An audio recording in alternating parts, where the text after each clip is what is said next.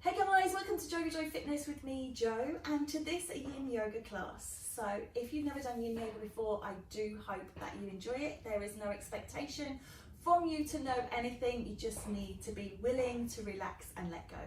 If you do enjoy it, I always ask, could you please like, share, subscribe, and then hit that bell. Let me know you've been watching. And all the ways to get in touch in a more personal way are in the information box below this video. Have a wonderful class, guys. You've got a cushion, grab that now, and you're going to put that at the back of your knees, okay? So I'm using a bolster here, but if you've got just a cushion is fine, yeah? So anything you can just lay your legs over. And this is where we're going to differentiate between our restorative and a yin class. So Yin Yoga we're holding for a lot longer. So 3 to 5 minutes is usual. Anything up to 20 minutes is acceptable. Today we're going to be doing a couple of minutes per posture just because we're short on time. We've only got 45 minutes. So just let those legs relax across the bolster and hopefully you can immediately feel like your back feels taken care of. You know, you've got this beautiful posture being supported, and that's why we call it supported Shavasana or restorative rest pose. And again, just take time, separate the shoulder blades, maybe rock the head from side to side, and then just relax yourself down. I do invite you to keep your eyes closed through this practice. It is a very meditative practice. So in terms of brain waves, we have 5. We have beta and alpha and theta, and then I think it's delta and is it gamma? I can't remember those ones, the sleep ones. So what we're looking to do is we're looking to move away from the beta ones, the beta ones, and move down towards the theta ones. So beta is our very alert, awake state, our sympathetic nervous system, our fight and flight, our active, productive place. Theta is the cusp of sleep. Theta is parasympathetic, that rest and digest. So just taking time to think about quietening down the mind, quietening down the body. Closing the eyes removes the stimuli. Turning the hands up removes the stimuli. Allowing ourselves time and space to be.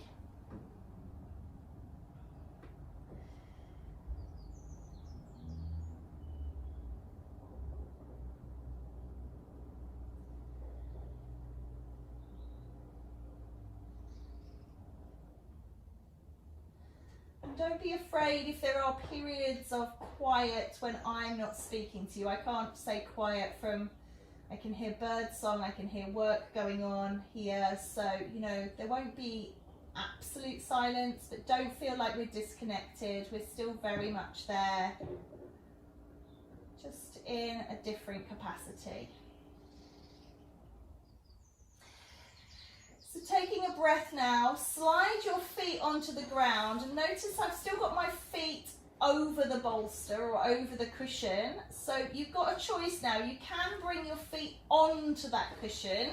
Just maybe check if it's a white one. You don't want to be leaving footprints everywhere.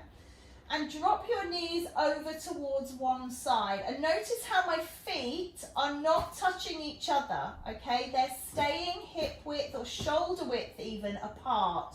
There is a tendency for feet to be like magnets, and when we move, they come together.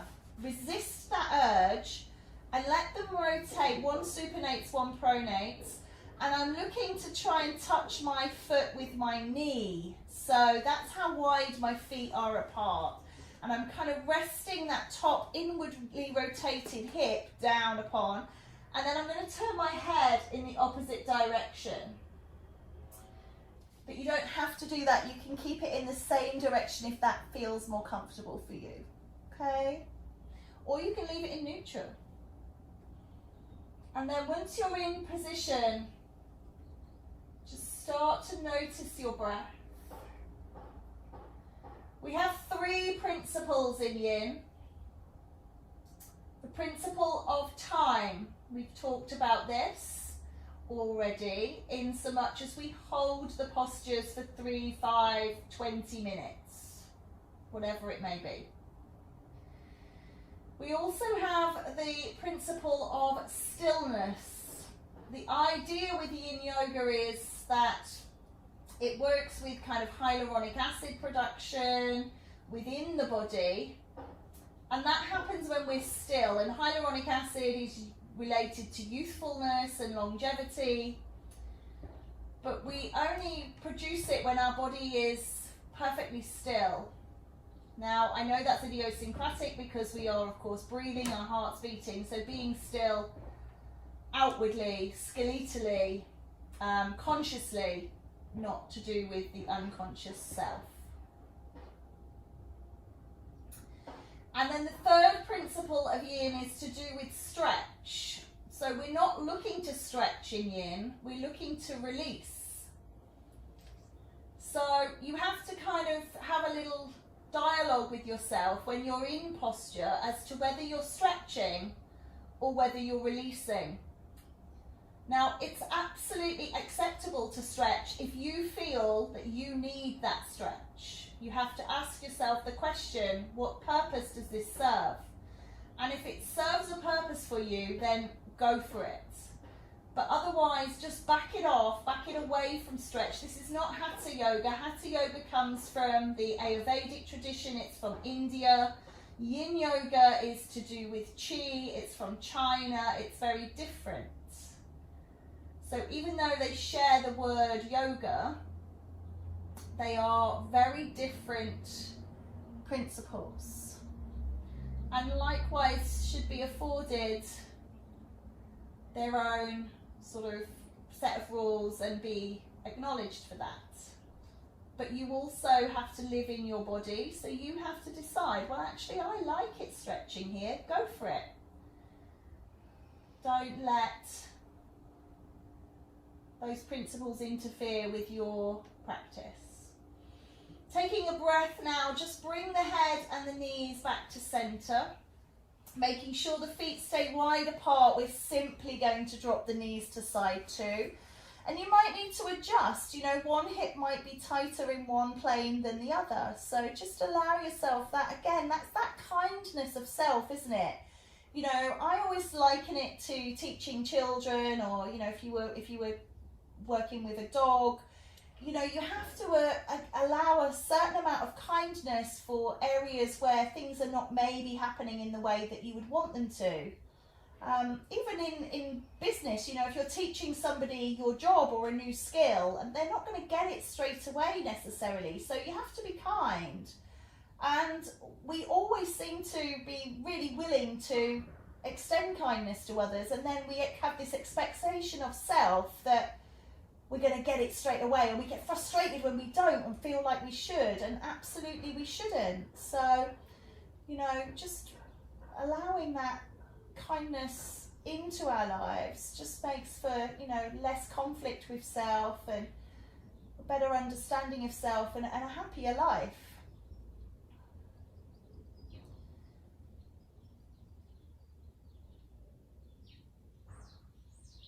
So just breathing and releasing here. And sure, notice if it feels different this side, but there's nobody says it should be the same both sides. Just allow yourself to let it be.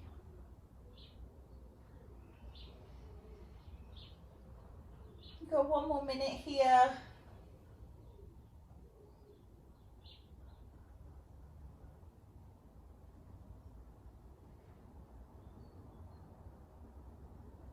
If you find your mind drifting off, either towards sleep, then you obviously need it, so go for it, don't worry. Or if you find your mind drifting off into things that are not associated with the practice, you can either stop yourself doing that, dismiss the thought and say thank you, you'll come back to it later. Or maybe you take this little bit of time to just explore it and see where it goes without getting too involved in it, without pushing it. Quiet contemplation is such a fruitful time, so don't stifle that process.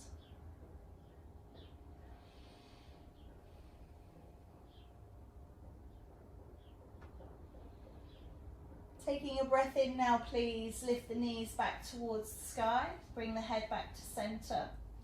Taking the feet back over the bolster, just reaching the arms up overhead. Let's just take a little stretch, just a little reset, just feeling how we go. And then what we're going to do is we're going to leave one leg over the bolster, but we're going to draw the other leg in towards the belly. So we're bringing it in. This is a compression pose. This is working on our colon. And I'm sure that was high on your list of priorities when you got up this morning, to make sure that you were pressed and compressed and made for a healthy colon. So I'm just facilitating that for you. Bringing that knee down towards you. And again, just holding here. Now I'm holding at the back of my knee because it just works for me. If you prefer to hold on top of the knee, that's absolutely fine. If you can't quite get around the knee, you can always use a towel or a strap or a belt to just pull it down, and then just rest and relax and breathe. Just think about drawing that in so you've got a nice stretch through the glutes if that's what you're looking for. You've got release through the hip. Got release through the quads, the hamstrings, the knees, and then this leg that's supported here, just resting, feeling beautifully comfortable. If the leg extended isn't beautifully comfortable, bend that knee and bring that foot onto the ground, and that will help with making it more comfortable. So again, we're looking for what we call sukha, ease, comfort. But we're also looking for sthira, which is purpose. So again, duality, that conflict.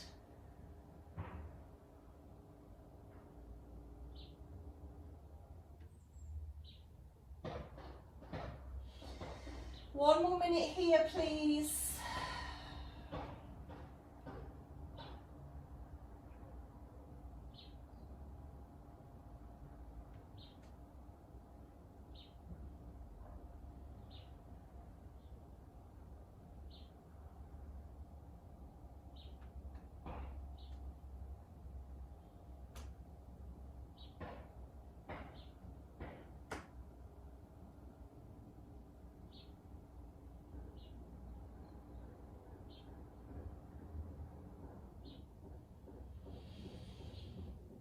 And then extending that compressed leg out and compressing the leg that was extended in. And again, just because you had one extended leg and one compressed leg last time doesn't mean that you might not need to bend that extended leg this time, because, you know, every side is different. Again, think about your yin principles. I'm monitoring the time for you, so that doesn't need to be a consideration. Think about your stretch versus release. Think about your stillness. Resisting the need to fidget, very important. Every time we blink or move, we delay that release of hyaluronic acid.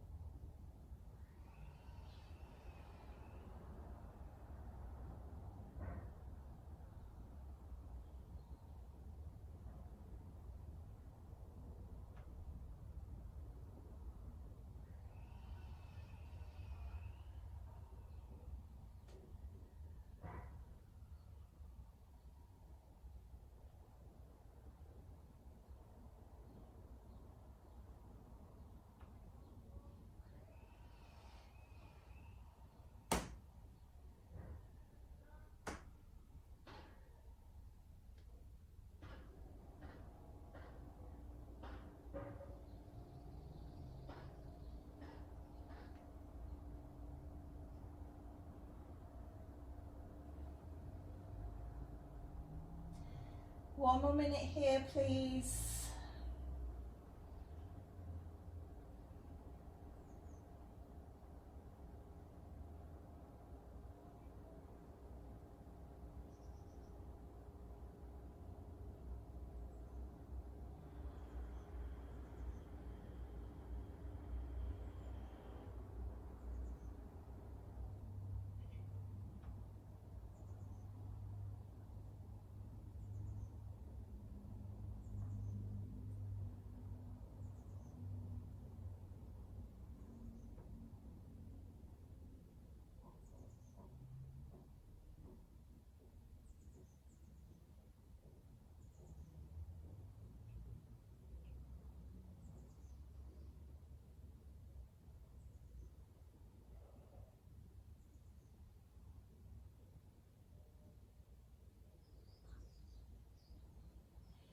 Taking a breath, releasing that leg away.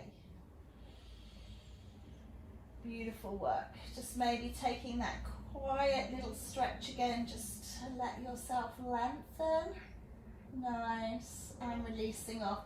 We're going to roll around onto our tummy, so I'm just going to roll the bolster away and come around onto our tummy. We're going to come into Sphinx pose. Now, you can do this with cushions, so what you can do is, if you've got a cushion, place it where your chest would be and lay on it, and then bring your elbows forward. So you've got a little bit of support. Hopefully you can see that. Just got a little bit of support there. And then you can bend your elbows and just rest your head in your hands. So again, you're not really stretching here as you would in a traditional Sphinx in Hatha Yoga. We're just taking it that little bit softer for the Yin principle. And then again, think about closing down the eyes, think about breathing, releasing, rest and digest.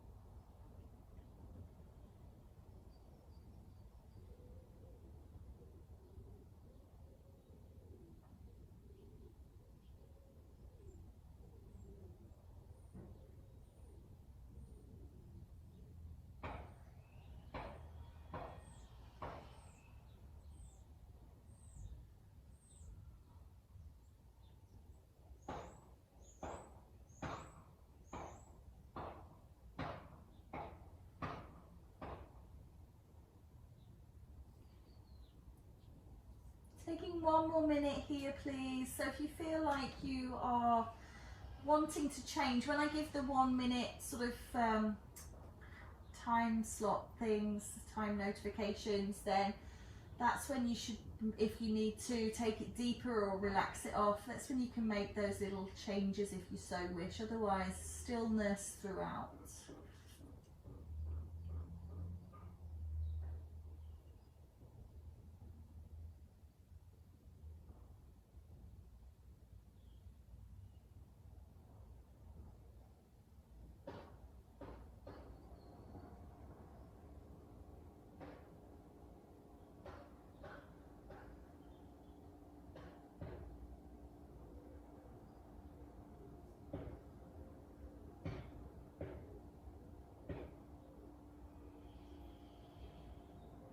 Taking a breath and just releasing that posture, coming up onto all fours. Again, if you want to just take a little cat and cow, maybe a little wriggle wiggle. We're going to come into pose of a child. So in this posture, you're taking the preference that you enjoy, okay? So if you prefer a wide leg position, then take a wide leg position. If you have got a cushion or a bolster, you can place it between the legs. I know it looks a little rude, but we're grown-ups.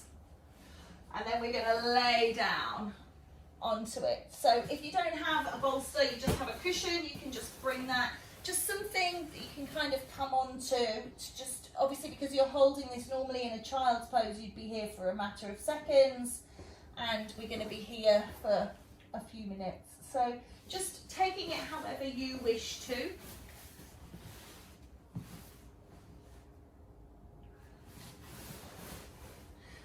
And once you've got that comfort and ease, just again, looking for stillness.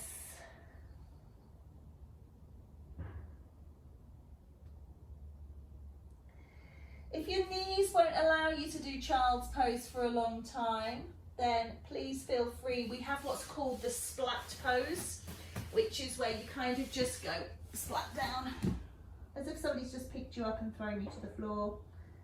With love, of course, not with anger.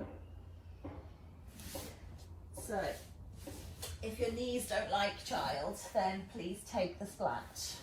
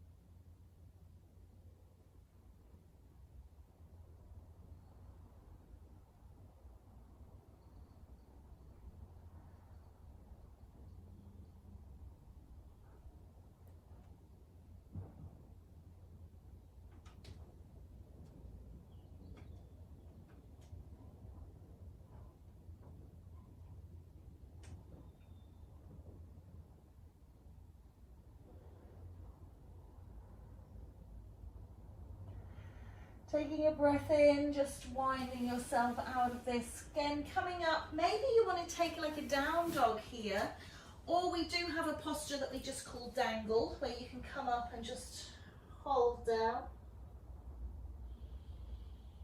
Just letting yourself just stretch everything out that's been compressed.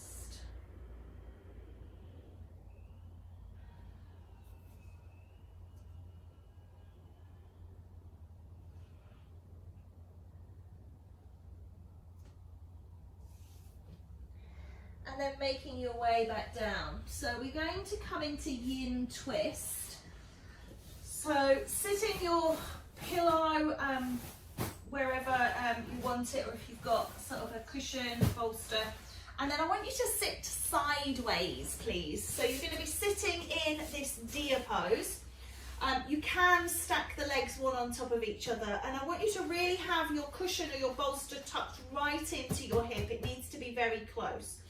And then I want you to think about the midline of your body. So there's a line called the linear alba that runs down the body. It's not imaginary, but it's not an actual physical line. It's just this line called the linear alba. It runs all the way down. And that is where I want you to bring your focus, because that is where we're twisting, and that's what you're going to aim to bring onto your pillow. So you're twisting your body, so your hands go either side, and then bring your body down. And with regards to the head, if you turn your head away, it's going to be much stronger than if you leave your head in the same plane as your knees. So that is a personal choice. So come down, aim to get the linear alba down. If you can't get all the way down, then you're going to need to shuffle your position, or you can, what I'm going to do here, stack this up, and then you can just come into your little twist and release and relax.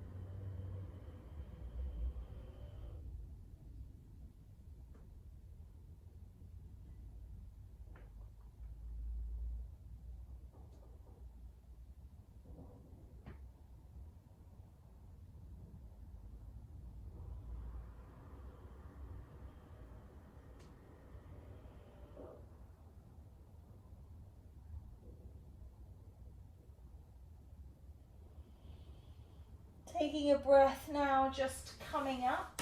What I'd like you to do before you go to side 2 is take a different posture. So just remember which way you twisted. We're going to turn around now. I've got my bolster up in the air, but if you've got a chair, a sofa, a table, anything you can just stick your feet up on. Imagine, you know, like if you fainted, you want your feet higher than your heart if possible. And if that's not possible, you can always bend one knee and just kind of rest one leg on, and then we will change it later on. So there's ways and means of doing it, and then just let yourself relax down, but just hopefully you've got something around you. Don't obviously do it on a cupboard or something that's going to end up falling on you, but just popping your feet up on the sofa, just letting them be.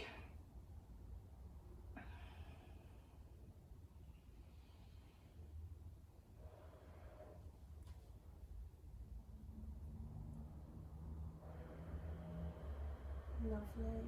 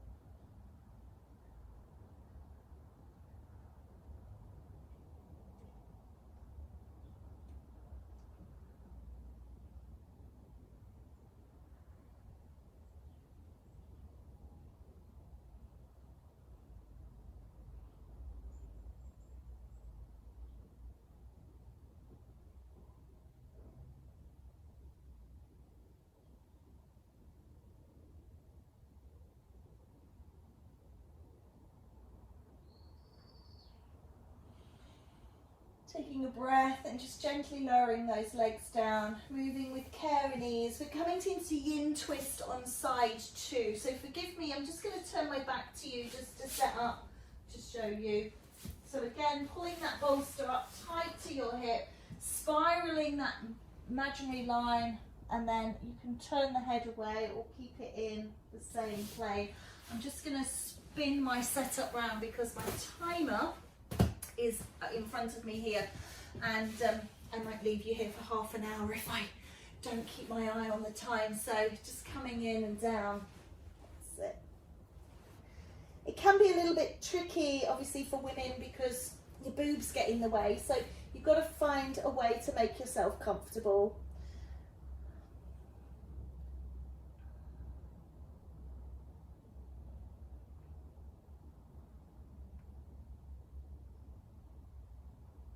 And then once more, just come back to that release, that breath, that beautiful theta meditation.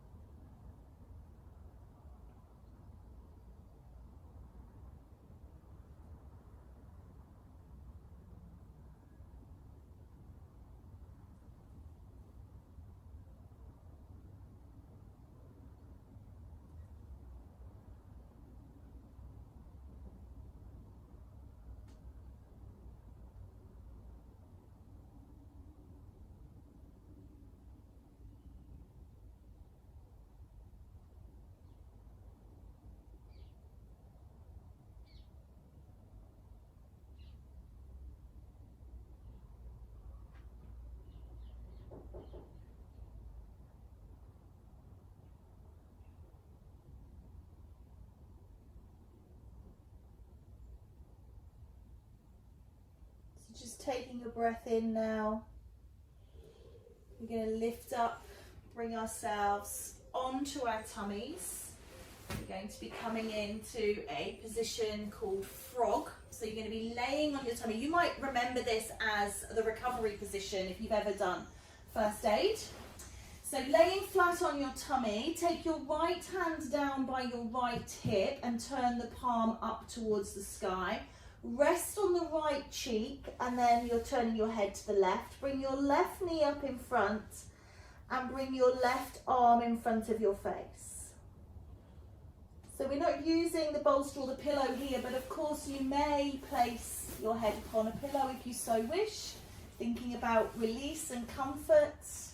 Get yourself as comfortable as you possibly can. And then just playing with the position of the left leg. The knee should be at least in line with your hip if possible, maybe a little higher if you want that little bit of stretch. And your knee to your ankle should be extended forwards rather than tucking your foot up towards your bottom. So bring that to a nice 90-degree minimum angle at the knee. And then again, just close your eyes and just release and relax. Imagine you're lying in your favourite place, whether that be beach or paddock or mountain. Maybe it's your bed. Just really release and relax off. Just let yourself drift into bliss.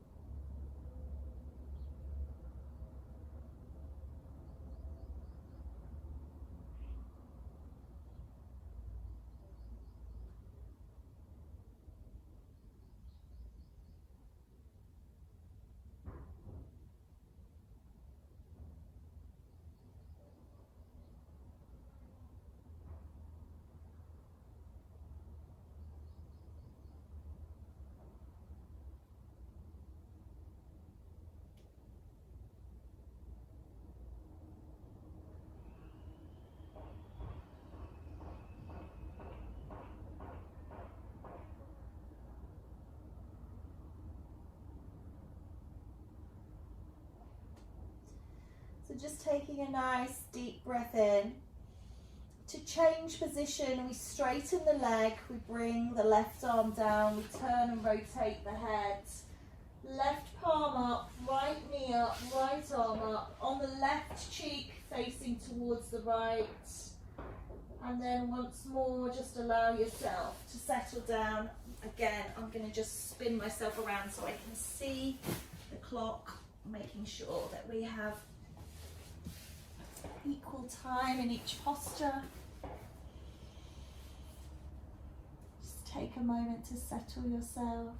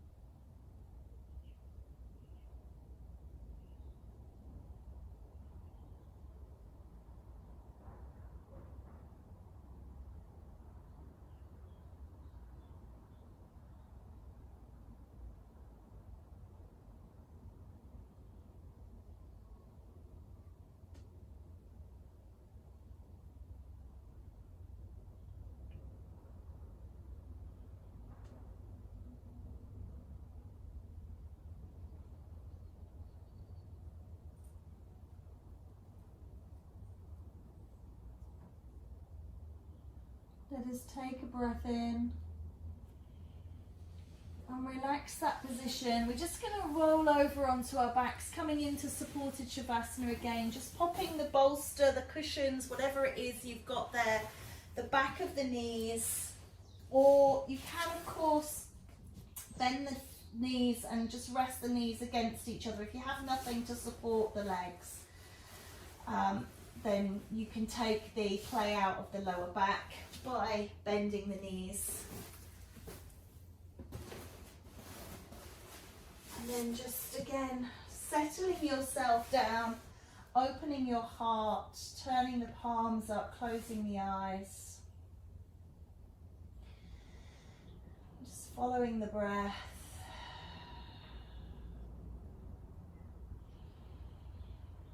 Excluding all other thoughts.